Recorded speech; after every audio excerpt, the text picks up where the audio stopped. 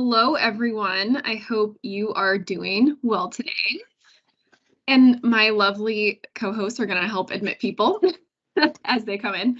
But we're so excited to have you here. This is the first of many of our Infused Insider live webinars, and we plan to go in depth with you on various monthly topics. And we want to keep you updated with basically what's changed in the industry, current challenges, and what's coming next. And you may or may not know this. I'm assuming most of you do, but October is Cybersecurity Awareness Month. So we really, for this month's webinar, wanted to focus on cybersecurity. So today we're specifically going to dive into what has changed with the remote worker. We're going to talk about the differences between MDR, XDR, and EDR, and the role of AI from a cybersecurity standpoint. And then we're also going to leave some room at the end for questions. And as we go through the webinar, if you have any questions, you can go ahead and just add them in the chat, and I will present them or ask them at the end to our presenters. I also just wanted to let you know that this webinar is being recorded.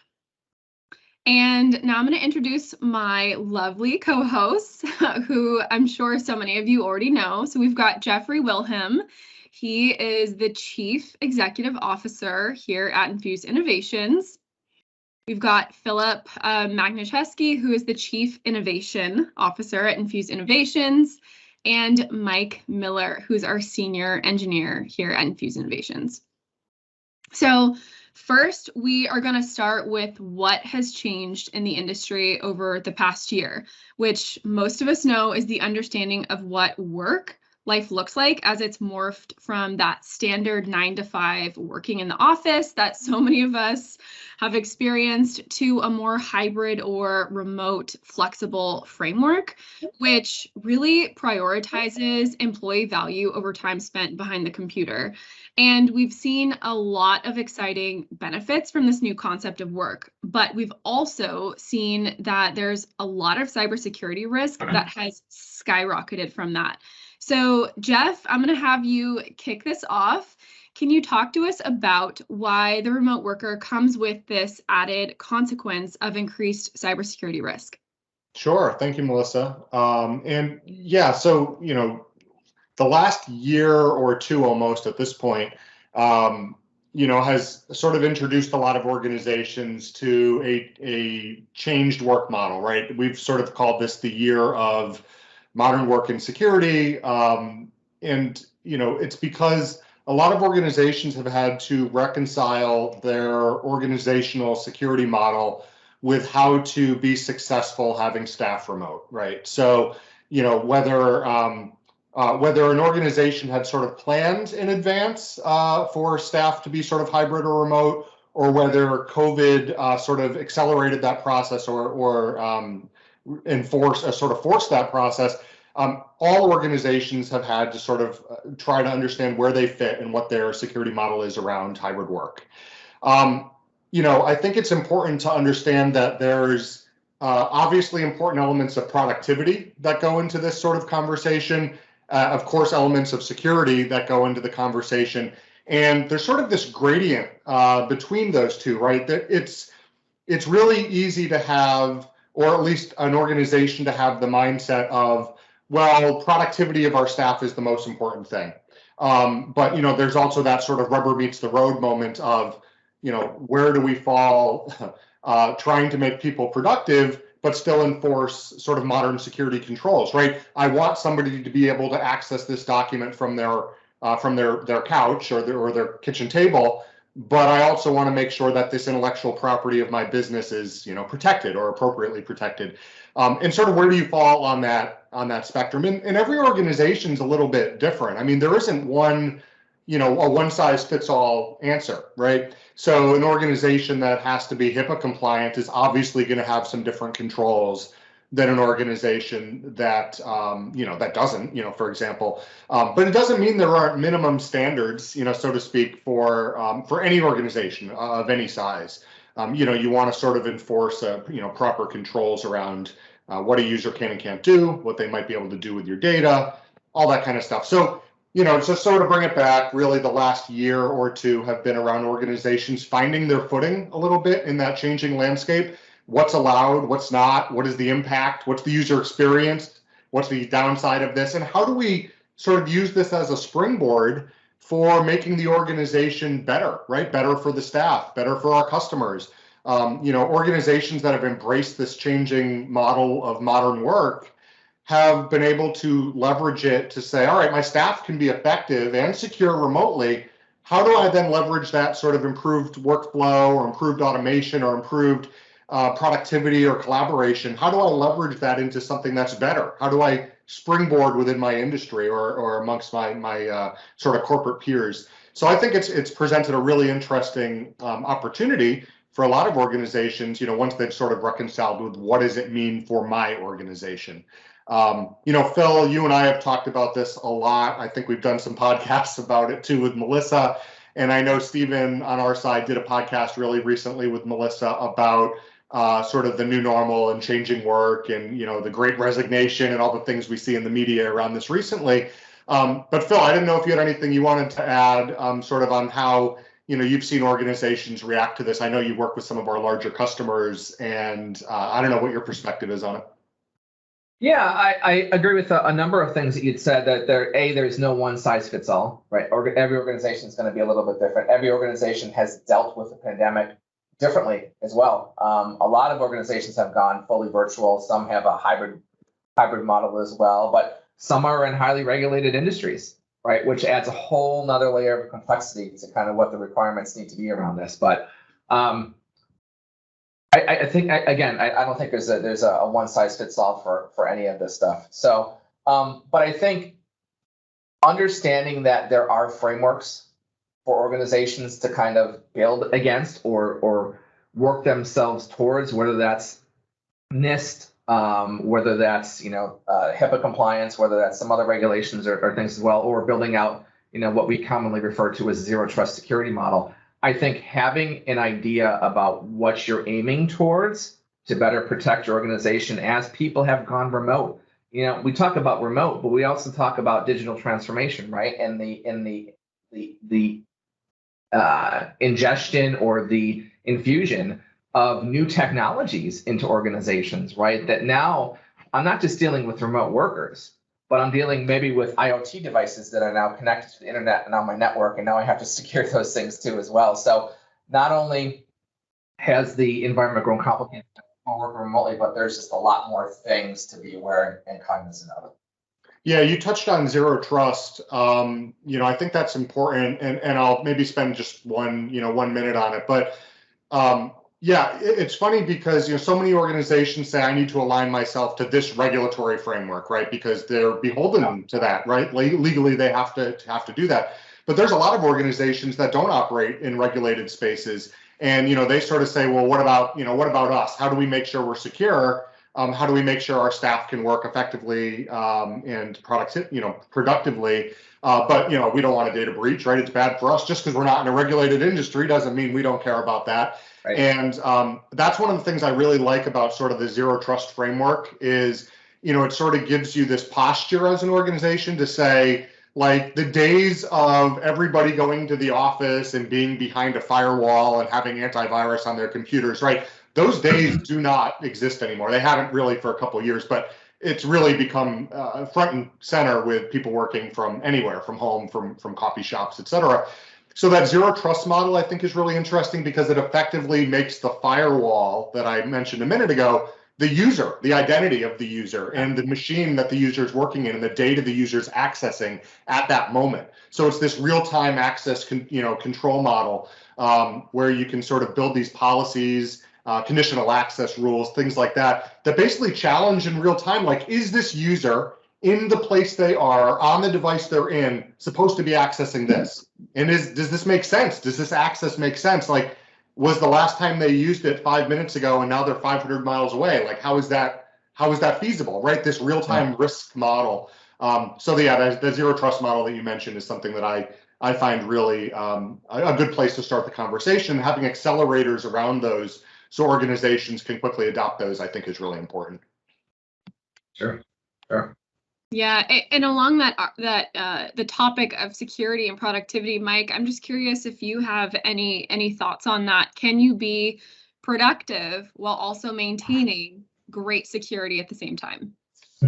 Yeah, I think that's one of the biggest hurdles that companies face. They always feel like if I lock this down, we're going to lose productivity. Our team's not going to be able to work. That's not necessarily the case anymore. I think, Microsoft has brought forward a lot of great tools that we can use and implement for organizations. They've got EDR, MDR, XDR, Sentinel, all these different things. And, kind of go into those a little bit. EDR is just your endpoint detection and response. It can be managed services. It can be, just a collection of technologies monitoring your devices. MDR, like I just mentioned, is your managed detection response. So it's a company leveraging EDR solutions and managing that for you as a client.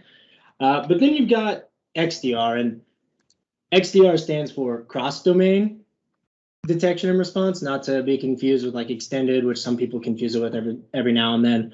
It's that cross-domain, and this is something that Microsoft has really brought to the table. I think Jeff sent me an article the other day where they're getting 8 trillion daily signals. Wow. With their XDR solution. So that's something that Microsoft has really come to the forefront for leveraging with their clients. In the past, some vendors used it for just endpoints and networks. They would say, hey, we've got an XDR solution, but it's endpoints and networks only. With Microsoft, you've got endpoints and networks, but you've also got those third-party software as a service application, the identity, documents, emails, applications. I mean, the list goes on. It can be your on-premise servers, VMs, IoT devices that Phil alluded to earlier. That list just goes on and on that Microsoft has built here, and it integrates from your SIEM, your network traffic analysis, EDR, intrusion detection systems, prevention systems, information protection, correlates all of these logs into that single pane of glass that everybody desires with the security solutions, but often they don't get. Microsoft has done that. They've given you this single pane of glass where you can truly have that cross-domain experience and investigate alerts in real time. Mike, I'm gonna ask you a question. I know this is off the script a little bit, but I think that organizations are still, at least when we first have conversations, are still trying to figure out, EDR, XDR, MDR. I mean, is there a logical place to start? Should they go right for X? I mean, what would you kind of guide organizations to take a look at, and how do they kind of start somewhere and then move somewhere else? I think you have to have an understanding of what your goal is. If your goal is simply, I want to protect my devices, I have all these other services in place, then maybe you start with EDR, and then you can slowly start filtering out all these third-party services that are managing identity or your data loss prevention policies, email security. It's understanding where you're at today, and the team here at Infuse is really good at helping you understand that, and then knowing where you want to be, outlaying that plan, and then, like I said, you can start with EDR, but if you're ready and you have the licensing available, you have the enterprise mobility security licensing, you can start with XDR, and we'll help you every step of the way, and you'll get that single pane of glass that really helps you speed up not only your security response, but also your security automation. Yeah, remember, XDR isn't a product, right? It's a collection of tools, right? So when somebody says XDR, there's still an endpoint agent, right, that's ingesting what's happening on the endpoint. There might be a connector that's telling your SIEM tool, like Sentinel, for example, that something's happening with your identity from Active Directory. There might be a tool that's ingesting data from Office 365, so when someone clicks a link or gets an attachment or whatever it might be.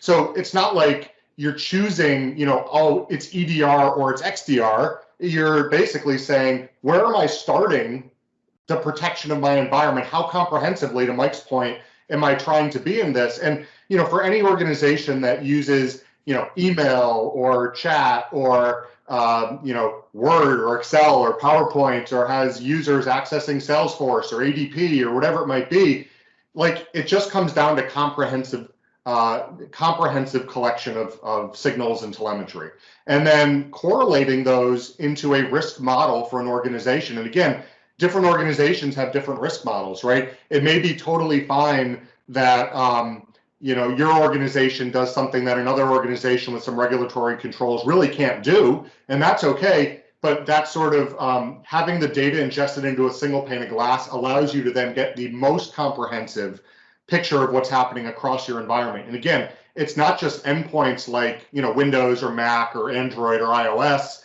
but it's third-party cloud applications. Like I use WebEx. Well, okay, I don't really know anyone who still uses WebEx. That's a bad example, but there's all these other third-party applications that organizations might use. And the thing I liked about Mike's point is it may very well be that you've already got tools like Duo or AuthAnvil or whatever that's doing this piece, or you have this other tool over here that's already solving some other problem for you.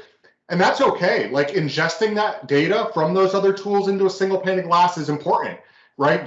Making all those signals go into the same place is important because they can become actionable. But then you start being able to save money by saying, well, I'm already paying for the licensing to do all this stuff with what I'm already buying. Mike mentioned DMS E3, there's the E5 and E3 security SKUs, there's a whole bunch of other things. You might already be paying for all that stuff. So why not leverage it for ingestion? And then you can start saving money too. So again, totally separate conversation, but it's just sort of an important point of how EDR is effectively a piece of XDR. XDR just speaks to the broader protection. Great. And Phil, do you have any thoughts on the different platforms and tools and what certain executives should try first or any of that? I think I think Jeff hit on it pretty well. They're going to be organizations are going to be different points of maturity in their cybersecurity posture. So I think taking an inventory of where they stand now and where they're looking to go will kind of help guide that process for them. Yeah, I love that. I mean, I think that it's important to know that every single organization is different. They're going to have different needs. They're going to need different tools. And so it's going to be a different journey for every company. So we've talked about holistic end-to-end cybersecurity solutions, which are extremely helpful for people, executives who are digitally transforming their organization or really just trying to have a better grip on security awareness. But I want to talk about one of the biggest areas of tech that is going to have a massive, massive impact in our lives in the coming future, and that is artificial intelligence. So, Phil, I'm going to have you take this one off. I want you to talk to me about the role that AI brings and what it's going to bring in the cybersecurity industry. Yeah, no, it's huge, and it's been here for a while, right? This isn't something that's brand new. A lot of cybersecurity firms and technologies have been using AI and ML for a little bit of time now. What we're seeing now is just the more sophistication, robustness of these solutions nowadays. But to kind of set the stage in terms of why AI, why it's important, in particular to cybersecurity defense, is there's a number of things at play. As Jeff mentioned, there's remote work, right? So people are not sitting behind a firewall in a location anymore. They're working from home. They're working from Starbucks. They're at their cousin's house. They're wherever, right? So the ubiquity of computing has kind of occurred. There's an increase, especially during COVID, we saw it. Increased frequency and sophistication of cyber attacks. Not just on individuals. So when we talk about cyber attacks and what's going on in the industry, it's not Melissa's computer. I'm trying to get Melissa's files. That's not exactly that's just a small piece of it, right? Colonial Pipeline was hacked, right? Disruption to the flow of critical infrastructure in the U.S. That's a big piece of what we're talking about here too. So there's the frequency and sophistication I talked about.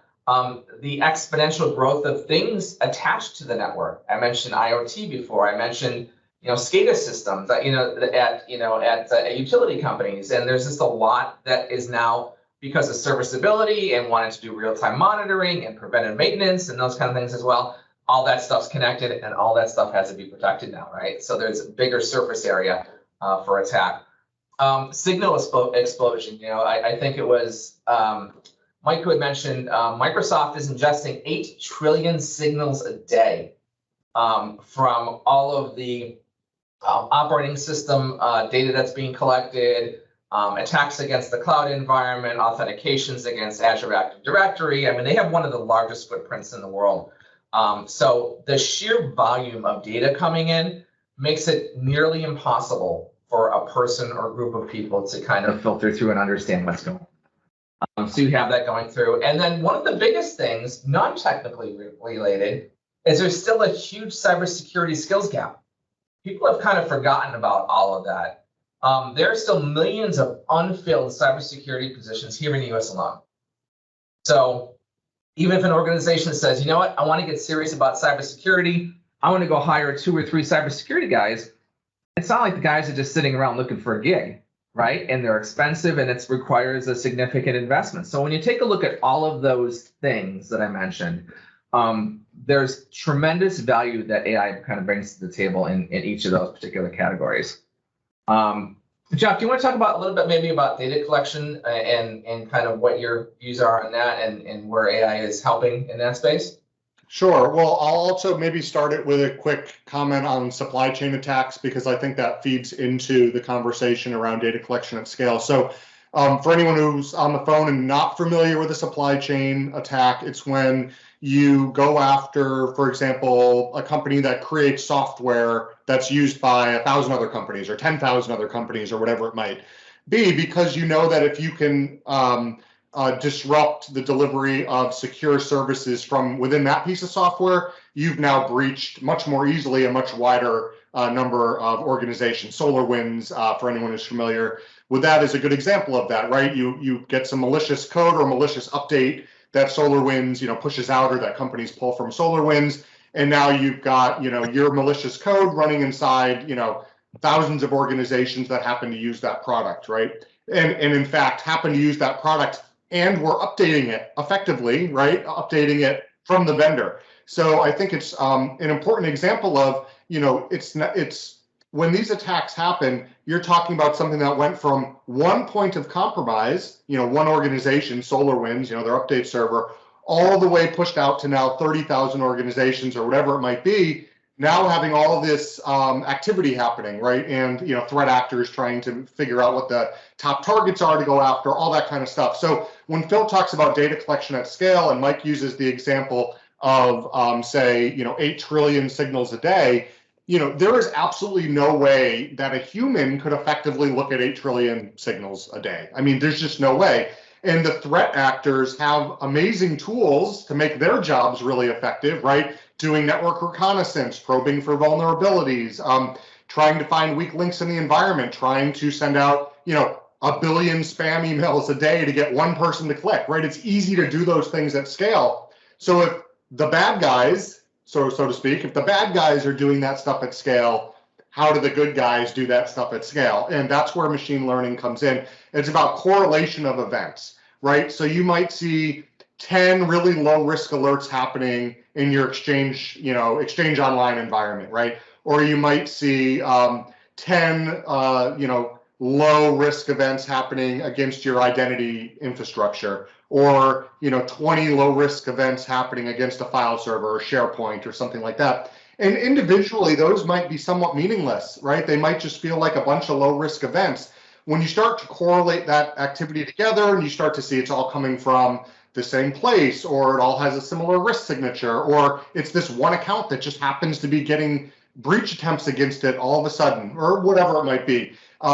Correlating that stuff together, and that's why it's so important having all these signals ingesting into a single pane of glass, because you can do that sort of machine learning model against it. That's really important. The other reason machine learning is important is because, as we've said, every organization is different. So what's normal for one organization might be abnormal for another. So if you've trained a SOC, a security operations center, that might be monitoring 10,000 organizations. If you've trained them and they say, every time you see this, it's bad, and every time you see this, it's good, that may not be accurate for every organization of every type. So it's really about associating risk with the normalcy or the baseline for a given organization, and that's where machine learning models can come in. I'm so glad you said that, because I was having a very similar conversation with Melissa earlier this week, and even beyond the organizational level. So if you have a solution like an XDR solution in place where you're looking at signals from different parts, right, whether it's logins, whether it's device information, whether it's, third-party information that you're kind of ingesting as part of that too. I don't understand though, now that the machine algorithm has learned, what does Melissa do on a day-to-day basis? Melissa lives in California. Melissa logs in typically around 7 a.m. She's away, Phil. Exactly. What the social security number is. No, I'm just kidding. But all these things that are being logged that she does on a regular basis now gives us an idea of who Melissa is and what she does from a security perspective. So if all of a sudden, Melissa, she's trying to log in from an IP in China, that's a flag. If Melissa is going somewhere within an Azure environment that she's not supposed to be trying to get into, we're going to see and be notified on those kind of things. So it allows us to, at an individual level now, to be able to see, okay, what's normal for an individual, and then be able to, to kind of address that appropriately in an organization. Yeah. Any following thoughts, Mike? Something that Phil just alluded to, your account bouncing from California to overseas, that does generate alerts for the SOC teams, and those alerts become very redundant, very exhausting, especially whenever it's flagging because your password was incorrect, right? That's something we see all the time. We see an alert come in for that. And, something that Microsoft has with Sentinel, it's a SIEM, but it's also a SOAR. And with those SOAR capabilities within Sentinel, you can now automate those responses using AI and machine learning to say, okay, this password was incorrect. This is an alert that my SOC team needs to spend time looking into. Or, okay, this password was correct. I'm going to actually generate an alert. And now, the human element needs to come into play and get investigated. And I think that's huge because a lot of times with SOC teams, they'll just get overloaded with mundane alerts that are benign, that are false positives, and they're going to miss something. The human element, the human factor will come into play, and they're going to miss an alert, ignore something, and then all of a sudden you've got a compromised account because the SOC team, I don't want to say got lazy, they were just human. They saw the same alert 15 times. One of those was true, or saw it 500 times and one was true. So, the SOAR capability is there to automate the response is not only going to help you, but it's also going to help your SOC team stay on their toes. And for that's great. That's a great point, Mike. And for any cybersecurity technology company that's worth its weight, the way AI works, right? There are training models that are built, and training models are only as good as the data that you're putting into it, right? The quantity, the volume, the cleanliness of that data, and the historical perspective of that data as well. So, to Mike's point, where the correlation happens, the more data that you can kind of feed into the system to train it, so you're not getting false positives, so that everything that's kind of coming out of a SIEM solution or a source solution is legitimately a concern. And you want your team seeing, you don't want your team seeing thousands of alerts. You want your team seeing tens of alerts during the course of a day or a week. You want them focusing on the stuff that are really, or there are real threats within the organization. Jeff, I don't know if you have any thoughts on that as well. Well, actually, to follow up on what you and Mike were saying, the training of the model is really the important part, and it's individualized for different people within an organization or different tiers within an organization, right? The C-suite or the people that work with financials or whatever, right? So there's these sort of, bubbles of profiles, so to speak. And it's really interesting because, when an automatic threat investigation is kicked off, for example, on our side, on behalf of a customer, we kick off a threat investigation. We actually have the ability at the end to say, this was a legitimate problem. This was a false positive. This was something we're remediating, and this is what we're doing. And that's really important because, to your point, it's sort of the referential, or it's the ability to sort of train the model as you go. And, I noticed in the chat, Stephen Kellogg gave a really good example of, we've all seen this, right? Your credit card gets used somewhere that's sort of outside the norm, or the transaction size is larger than usual, or whatever it might be. Perfect example of it's outside your norm, right? And your norm is different than somebody else's norm. I know we're not answering questions in the chat necessarily, but Stevens is really relevant, I think, to this. And, he asked, how do small and mid-sized organizations actually keep pace with this? And machine learning is a big piece of that answer, because a small to mid-sized organization can't afford a SOC team that's going to be 24 hours a day, eyes on glass, effectively managing all the different tools within the environment. So, outsourcing SOC, building your environment against the standardized framework. Our accelerators, deliver a lot of the ZTSAs, the zero trust security services, in 6 to 8 weeks, really quick time to value. Into the question Stephen's asking, it's very much about get a good framework in place, get somebody who's monitoring it so you can focus on your business, and then machine learning escalates really the important correlated risks up for human intervention. Yeah. Awesome. Are there any other questions related to the AI or ML and cybersecurity? If not, I have a couple. It does look like Stephen Kellogg is in the process of giving one to us, so we'll. I saw that. So we'll wait for you, Stephen. You can have consultants come in to help build a tech strategy. There are also excellent companies, MSP, though they need to be vetted. Not a question. Okay, Brendan's got a question. Are there a handful of fundamental principles that permeate throughout cybersecurity methods and applications? Yeah, I'll take that one, and then I think Mike's probably got a pretty good, comment or two on it. But yeah, I mean, fundamentally, and I touched on this earlier, like there are sort of like minimum standards, right? There's also, and I don't want to call them maximum standards because I think that's really a bit, that's maybe too hyperbolic, but effectively there is a point of diminishing return, or a point where, you might get a 1% incremental, protection improvement at the cost of 30% productivity, or an extra $1 million a year, or right, whatever it is. So there is definitely a point of diminishing return on the high end, and a point of, oh my gosh, you're not even doing the bare minimums on the bottom end, right? Yes, exactly. There is an ROI associated with security. There's an ROI associated with productivity, and there's that middle sort of gradient that I spoke about earlier. But yeah, the fundamental principles, there are things around, like if you're not doing multi-factor authentication, and zero trust sort of talks about a lot of this, right? Assume breach is sort of a fundamental principle of zero trust, and there's six of them, and we can throw a link in the chat to people who want to learn a little bit more about zero trust. We have a cybersecurity page on our website that goes into that quite a bit.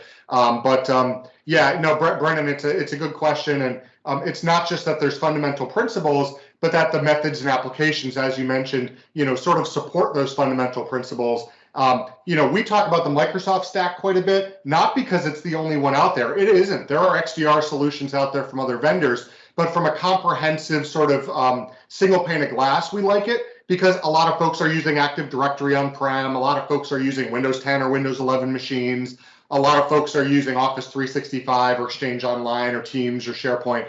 So, the comprehensiveness of the coverage is good, and it's sort of all inclusive from a cost and licensing perspective. So we sort of talk about that one quite a bit, but certainly not the only solution out there.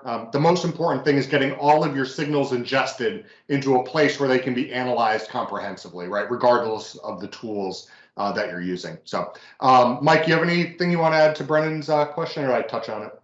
I think you touched on it pretty well. I think, like you said, every organization is going to have their baseline of where they need to be. But like you said, MFA, patching, I can't ever find a reason to exclude patching, of not only your OS, but your applications as well. I mean, there's so many times that we see, for instance, those on-premise servers that you just mentioned, their applications on there, people ignore the updates for those, and that's one of the highest vulnerabilities on those servers. What was it, back in June that VMware came out with a 9.8 on the CVS scale for a security alert, and primarily that was at the server level. So a lot of people forget those, and you can't really let those things slide. And to the XDR point, as soon as you go inside of Microsoft Defender for Endpoint and you look at that server, you're going to see all of those vulnerabilities. And it's going to tell you what to patch, how to patch it, and give you the information as to why it's a threat. Yeah, lateral movement is something that I think a lot of people sort of misunderstand, right? Lateral movement doesn't necessarily mean, I'm on Phil's computer and I'm a threat actor and I'm jumping to Mike's, although certainly that would be bad. I'm not saying that's a good thing. But lateral movement is really about any sort of reconnaissance you can do to find the weakest point in the environment and try to exploit it, right? So every environment has a weakest point, right? I mean, it might be that you've done an awesome job, you still have a weak point somewhere, right? Every organization has one. And it's sort of trying to find, one, know about it as soon as possible. 2, get telemetry around an issue if it's happening in real time. 3, address it as quickly as you can. But 4, just assume that you are going to get breached as an organization. There are 0-day vulnerabilities. You could patch everything the moment it comes out, and there will still be a 0-day vulnerability that impacts your environment that might not impact somebody else's.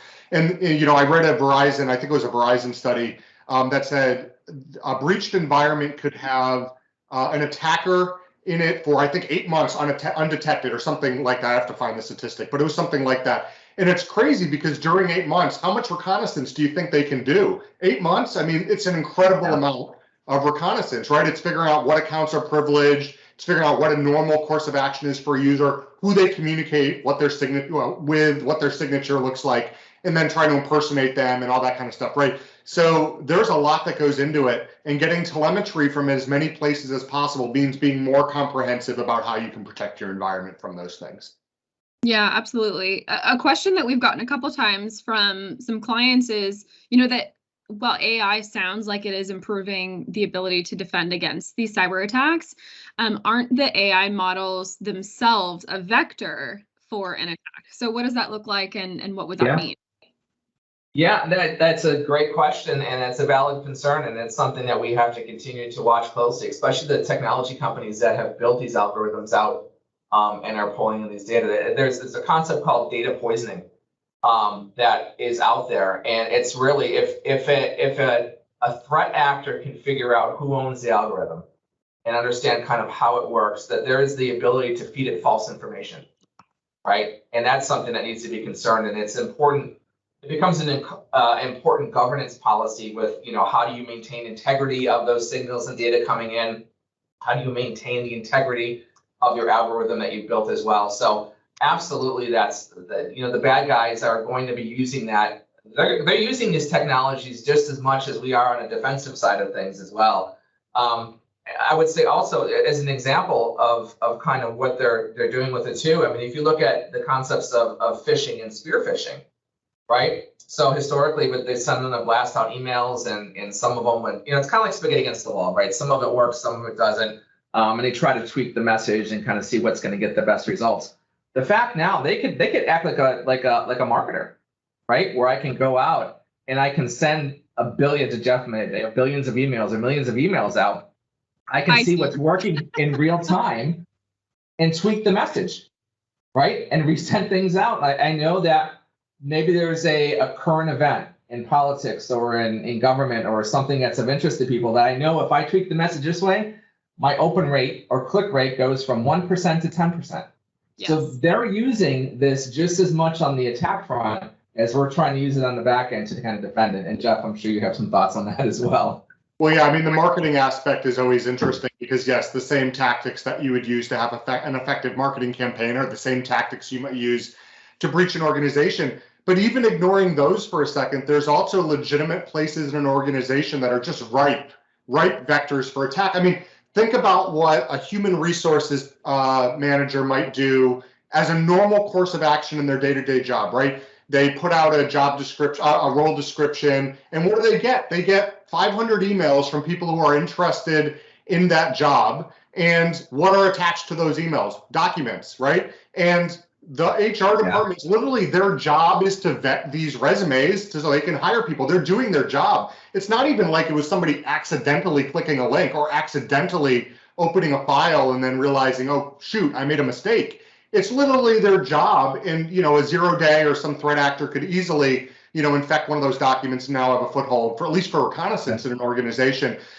You mentioned sort of the threat actors that are trying to sort of do, poisoning of models. There's also accidental bias. We've seen, for example, machine learning models use, I know Amazon had to turn off one of theirs that was being used in hiring decisions, for example, because there was bias built in. There's facial recognition models that have bias built in, cultural bias built in because the data model training set just didn't happen to be culturally diverse enough.